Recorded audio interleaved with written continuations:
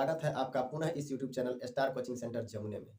आज हम आपको इस वीडियो के माध्यम से बताएंगे 10वीं कक्षा के गणित पुस्तक का प्रश्नावली 10.2 को, जो वृत्त से संबंधित है और उसमें कुछ प्रश्न सिद्ध करने वाले भी हैं। तो चलिए बिना देर किए हुए हम देखते हैं कि इस 10.2 एक्सरसाइज का पहला प्रश्न क्या है। तो पहला प्रश्न हमसे कहता है कि प्रश्न संख्या 1, 2, 3 में सही विकल्प चुनिए एवं उचित कारण दीजिए। सबसे पहले हमको क्या करना है, विकल्प के आधार पर सवाल को बनाना है और बनाने के बाद उसमें से जितने भी विकल्प दिए गए हैं उनमें से कौन सा विकल्प सही है उसको हमको चुनना है और चुन करके ये कारण भी बताना है कि आखिर वही जो विकल्प है वो सही क्यों होगा। तो चलिए सबसे पहले इसके पहले प्रश्न को हम लोग देखते हैं। पहला प्रश्न में हमसे कहता है, जो आपके स्क्रीन पे भी आ रहा है, आप देखिए और समझिए साथ में। एक बिंदु Q से एक वृत्त पर स्पर्श रेखा की लंबाई 24 सेंटीमीटर है तथा Q की केंद्र से दूरी 25 सेंटीमीटर है, तो वृत्त की त्रिज्या ज्ञात कीजिए। तो चलिए हम लोग जैसे जैसे इसमें कहा गया है वैसे वैसे चित्र बनाने का प्रयास करते हैं। तो एक बिंदु Q से एक वृत्त पर स्पर्श रेखा की लंबाई दी हुई है, तो सबसे पहले एक वृत्त हम ले लेते हैं। ठीक है, ये हमारा वृत्त है और इस पर एक बाह्य बिंदु Q से एक स्पर्श रेखा खींची गई है। तो चलिए हम लोग एक स्पर्श रेखा भी खींच लेते हैं। तो ये जो स्पर्श रेखा खींचा गया वो किस बिंदु पर जाकर के कट रहा है? एक बिंदु Q से क्या कहा, से एक वृत्त पर स्पर्श रेखा की लंबाई, वृत्त पर स्पर्श रेखा की लंबाई दिया गया है 24 सेंटीमीटर, यानी ये जो स्पर्श रेखा है उसकी लंबाई दे दिया है 24 सेंटीमीटर तथा Q की केंद्र से दूरी, यदि केंद्र O हो तो O से जो Q है उसके बीच की दूरी दी हुई है, कितना दिया गया है? 25 सेंटीमीटर। ये आपका 25 सेंटीमीटर है। क्लियर है? अब हमसे ये पूछता है कि केंद्र से दूरी 25 सेंटीमीटर है तो वृत्त की त्रिज्या क्या है। तो ये जो वृत्त का त्रिज्या है उसके बारे में हमसे पूछा जा रहा है कि इसकी माप क्या होगी। तो थोड़ा सा गौर करें कि यहाँ पर हम लोग एक बात और देख सकते हैं कि यहाँ तो O है, यहाँ Q है, यहाँ पे कोई नाम नहीं दिया गया है, तो यहाँ हम एक नाम ले लेते हैं P। अब थोड़ा सा आप सोचिए कि इसके पहले वाले वीडियो में हमने आपको बताया कि जितनी भी वृत्त होते हैं, चाहे वो कोई भी वृत्त क्यों ना हो, उसके केंद्र से स्पर्श बिंदु पर खींची गई रेखा स्पर्श रेखा पर क्या होती है? लंब होती है, या फिर हम इसको ऐसे कहें कि जो त्रिज्या होती है वो स्पर्श रेखा पर लंब होती है। क्लियर है? अगर ऐसा है तो हम लोग इसको एक समकोण त्रिभुज के रूप में देख सकते हैं, यानी OPQ जो है एक समकोण त्रिभुज है, क्योंकि इसमें एक कोण क्या है? 90 डिग्री है। तो हम लोग अब लिखना शुरू करते हैं और इस OP जो त्रिज्या है उसका मान ज्ञात करते हैं। तो सबसे पहले जो दिया हुआ है उसको हम लोग लिखते हैं कि दिया हुआ क्या है। दिया है क्या क्या दिया गया है? सबसे पहले OQ बराबर दिया गया है हमको 25 सेंटीमीटर, और क्या दिया गया है? तो PQ बराबर दे दिया 24 सेंटीमीटर। क्लियर है? अब हमको क्या चाहिए? तो हमको चाहिए OP बराबर, जिसको हम लोग त्रिज्या कहते हैं, वो क्या है उसको हमें ज्ञात करना है। तो हम लोग जानते हैं, यहाँ पे लिख सकते हैं, चूंकि किसी वृत्त के केंद्र से स्पर्श बिंदु पर खींची गई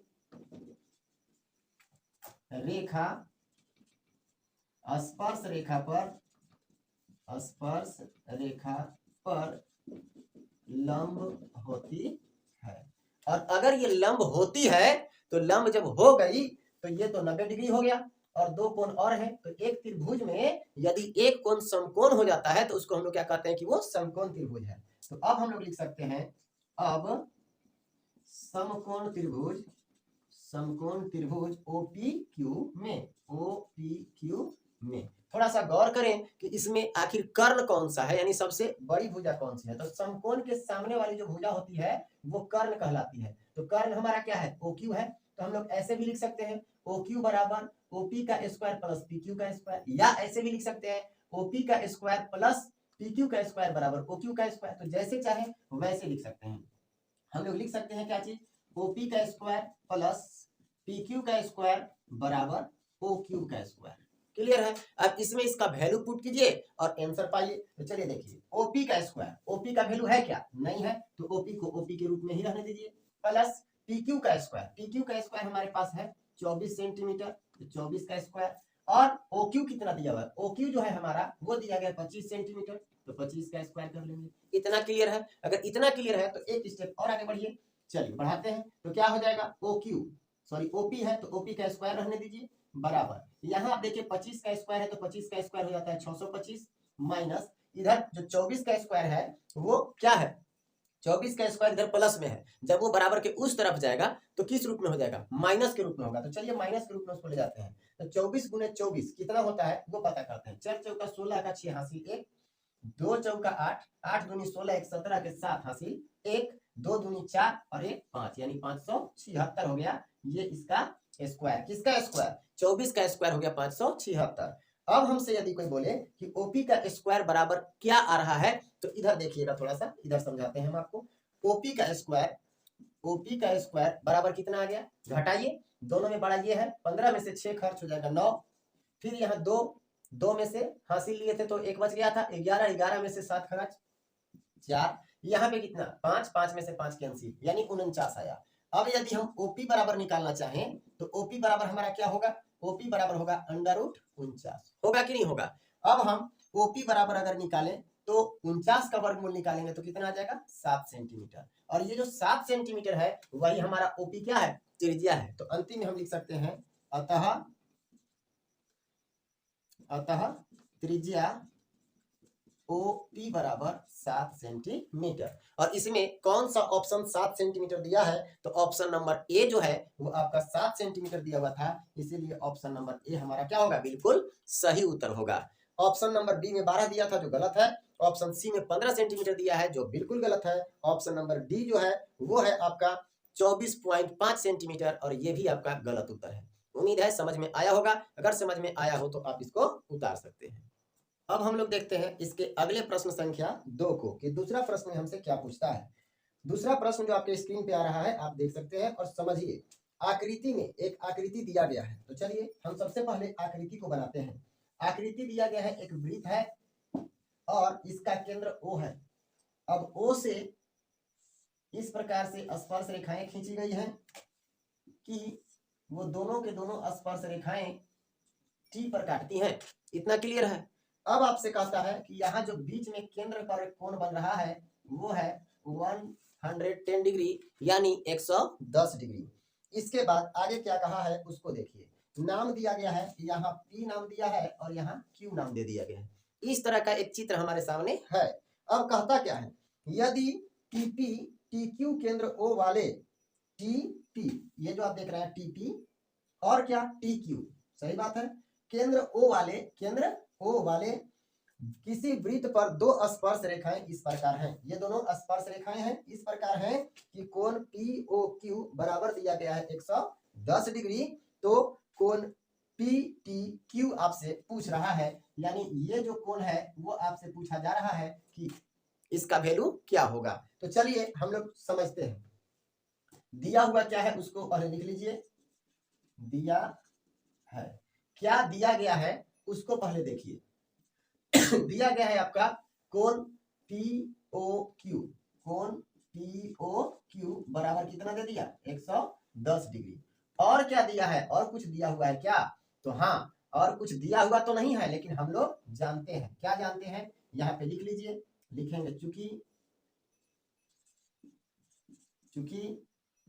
किसी वृत्त की त्रिज्या उस वृत्त की स्पर्श रेखा पर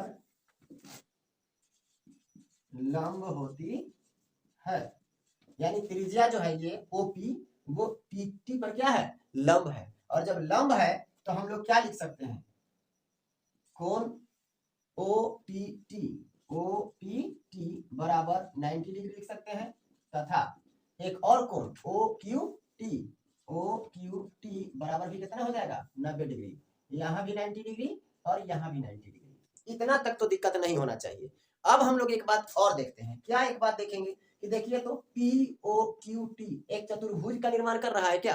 तो बिल्कुल चतुर्भुज है। POQT और TP ये सब चार भुजाएं मिलकर के और एक चतुर्भुज का निर्माण करते हैं। तो इसी चतुर्भुज में हम लोग चलते हैं, लिखेंगे अब चतुर्भुज कौन सा? POQT में क्या होगा? चारों कोण को यदि जोड़ दिया जाए तो वो किसके बराबर हो जाता है? 360 डिग्री के बराबर हो जाता है। तो चलिए हम लोग कोण का नाम लिखते हैं और सबको ऐड करके 360 करते हैं। लिखेंगे कोण POQ प्लस कोण OQT प्लस कोण QTP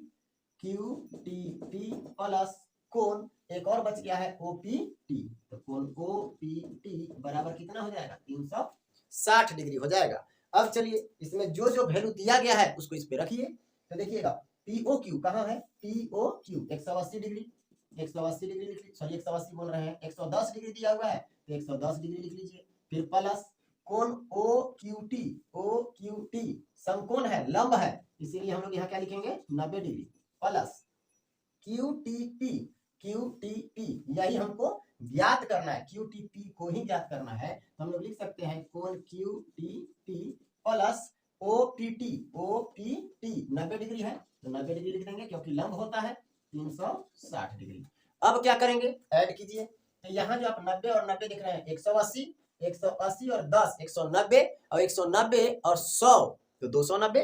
तो ये तीनों मिलकर के हो गए 290 डिग्री प्लस कोण QTP बराबर 360 डिग्री। क्लियर है? इसके बाद हम लोग क्या करेंगे? इस 290 को बराबर के उस तरफ ले जाइए। तो जब बराबर के उस तरफ जाएगा तो लिखेंगे कोण QTP बराबर 360 डिग्री माइनस 290 डिग्री। इसीलिए कोण QTP बराबर हमारा क्या आ जाएगा?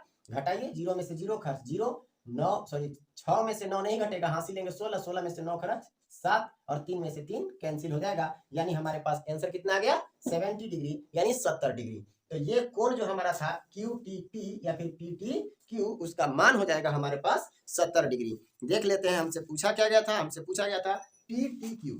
तो या तो QTP बोल दीजिए या फिर आप इसी को लिख सकते हैं या करके लिख लीजिए कोण PTQ बराबर कितना? 70 डिग्री। तो ये कौन सा ऑप्शन में दिया गया? तो ऑप्शन नंबर बी जो है वो आपका बिल्कुल सही उत्तर है, यानी ऑप्शन नंबर बी में 70 डिग्री दिया हुआ है, इसीलिए ऑप्शन बी यानी विकल्प बी आपका सही उत्तर होगा। चलिए आगे देखते हैं अगले प्रश्न को।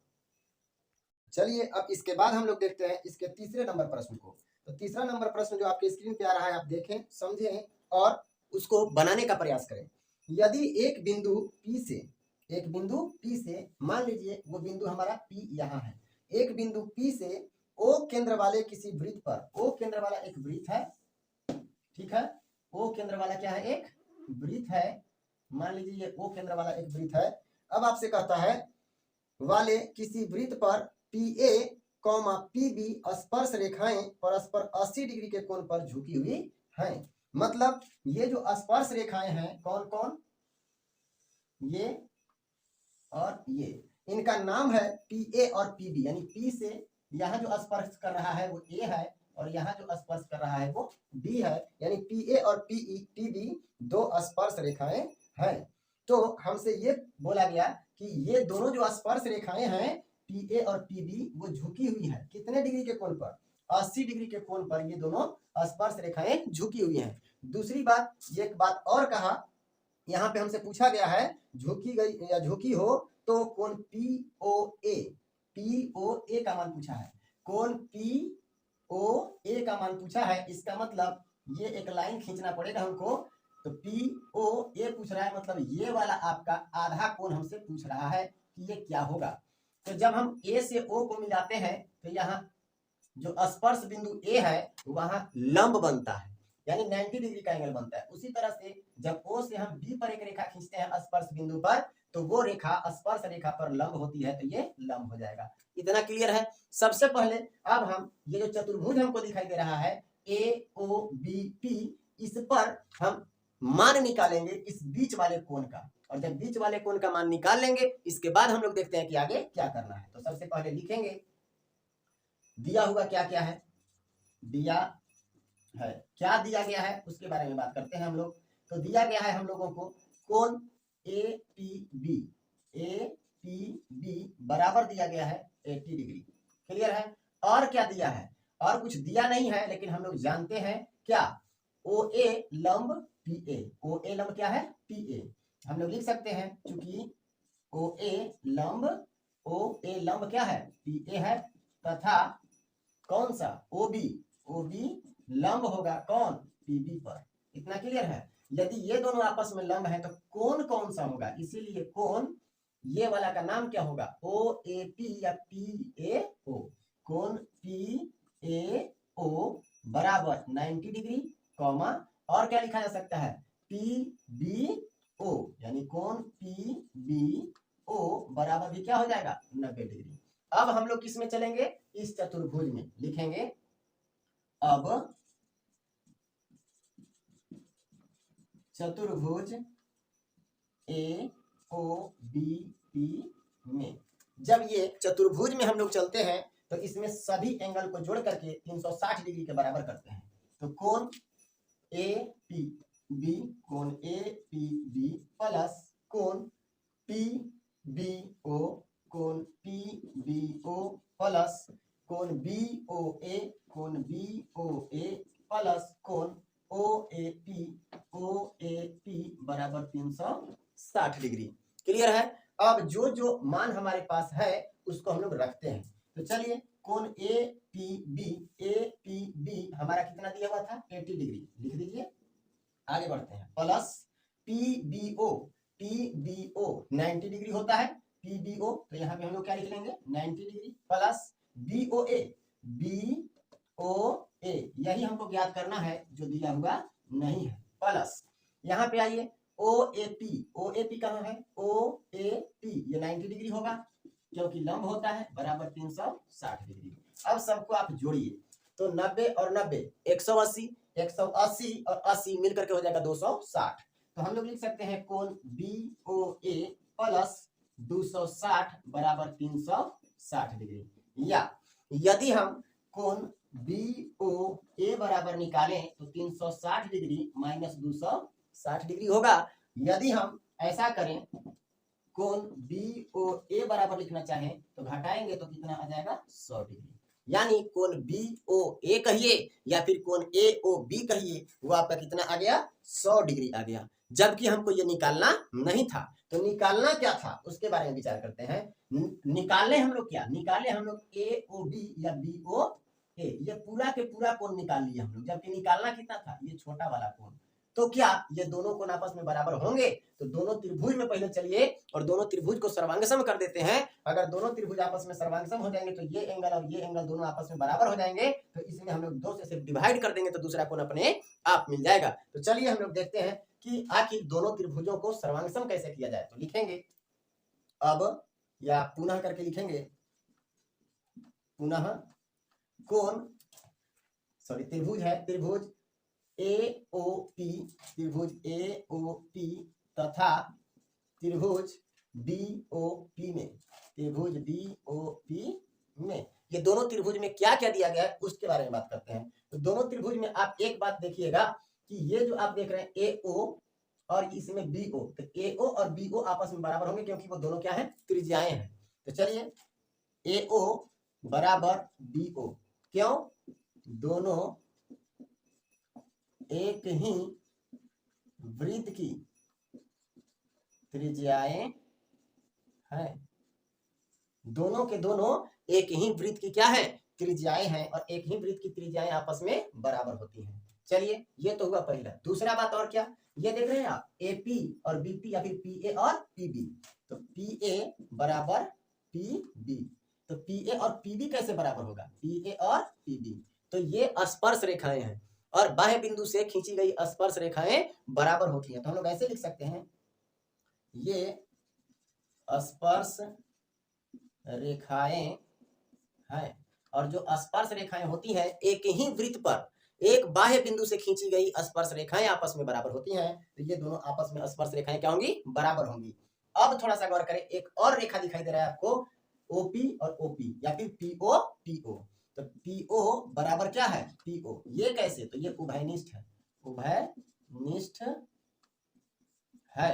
अब बताइए कि जब तीन भुजाएं दूसरे त्रिभुज की तीनों संगत भुजाओं के बराबर हो जाती है तो वो दोनों त्रिभुज आपस में सर्वांग सम हो जाते हैं। तो इसीलिए हम लोग लिख सकते हैं त्रिभुज AOP सर्वांग सम है त्रिभुज BOP के, और वो भी कैसे, तो हम लोग लिख सकते हैं S सर्वांग समता से, सर्वांग समता से आप लिख सकते हैं S सर्वांग समता से। और जब S सर्वांग समता से ये सर्वांग सम हो गया तो सभी और भी जो भुजाएं होती हैं संगत भुजाएं वो और संगत कोण आपस में क्या होते हैं, बराबर। तो यहाँ पे हम लोग कोण को बराबर करना है, POA बराबर हो जाएगा POB। तो हम लोग लिख सकते हैं इसीलिए कोण P या फिर AOP भी लिख सकते हैं, कोण AOP बराबर होगा कोण BOP के। कैसे, तो यहाँ पे लिख सकते हैं CPCT से। और ये CPCT क्या होता है, संगत दो त्रिभुज के संगत भुजा या फिर संगत कोण। चलिए आगे बढ़ते हैं। ये दोनों जैसे ही बराबर हुआ तो हम लोग यहाँ पे जो आप देख रहे हैं BOA, तो BOA हमको निकालना था, सॉरी BOA दिया हुआ था, BOA का आधा कर देंगे तो हमारा कौन सा चीज निकल जाएगा, ये AOP या फिर POA निकल जाएगा। तो चलिए हम लोग जब जान गए ये दोनों आपस में क्या है, बराबर है, इसको समीकरण बल्कि 1 कह लीजिए। अब हम लोग आगे बढ़ते हैं, लिखेंगे यहाँ, ऐसे भी समझ सकते हैं कि यदि ये दिया हुआ है तो इसका आधा कर देंगे तो हमारे पास एक कोण मिल जाएगा। तो हमको कोना कौन सा चाहिए, AOP चाहिए था, AOP चाहिए था, सॉरी POA चाहिए था। क्या चाहिए था, POA का वैल्यू चाहिए था। तो जब दोनों आपस में बराबर है तो हम लोग ऐसे लिख सकते हैं कोण POA, AOP कहिए या POA कहिए एक ही बात है, प्लस कोण कौन सा, POA प्लस कोण POA प्लस कोण POB, कोण POB बराबर क्या हो जाएगा, ये दोनों कोण का नाम लिख दीजिए AOB। यहाँ पे हम लोग लिख लेते हैं AOB। अब यहाँ पे हम लोग क्या करते हैं, POA आप देख पा रहे हैं, यही हमको निकालना था, तो POA रहने दीजिए, प्लस ये जो POB है उसको भी हम क्या लिख लेंगे, POA ही लिख लेंगे, क्योंकि दोनों आपस में बराबर है तो किसी के स्थान पर किसी का नाम लिखा जा सकता है। और इसका वैल्यू हमारे पास है कितना, 100 डिग्री। तो 100 डिग्री लिख लीजिए, ये दोनों को जोड़िए तो 2 कोण POA आ जाएगा और बराबर में 100 डिग्री, सॉरी 180 लिखा रहा है, 100 डिग्री लिख लेंगे। अब ये 2 से ये 100 कट जाएगा कितना बार में, 50 बार में। तो आप डायरेक्ट भी काट सकते हैं 50 बार में। तो कोण POA बराबर कितना आ गया, 50 डिग्री आ गया। और यही हमको ज्ञात करना था कि POA का वैल्यू क्या होगा। आप देखिए इसमें दिया गया है ऑप्शन नंबर ए में 50 डिग्री, तो ऑप्शन नंबर ए आपका बिल्कुल सही उत्तर होगा और यही आपका बिल्कुल सही उत्तर है। तो चलिए उम्मीद है आपको ये समझ में आया होगा। इसके आगे के प्रश्नों को हम आपको अगले वीडियो में बताएंगे। अगले वीडियो में हम इसके आगे के प्रश्न को आपको बताने वाले हैं। यदि आपको ये वीडियो समझ में आ रहा हो या फिर ये वीडियो आपके लिए यूजफुल हो तो आप इस चैनल को लाइक करें और दूसरे छात्रों के पास भी या फिर अपने सहपाठियों के पास शेयर करें ताकि वो भी इस वीडियो से लाभ उठा सकें। तो अगले वीडियो में हम फिर आपके सामने हाजिर होते हैं अगले प्रश्न को लेकर के। तब तक के लिए धन्यवाद, बाय।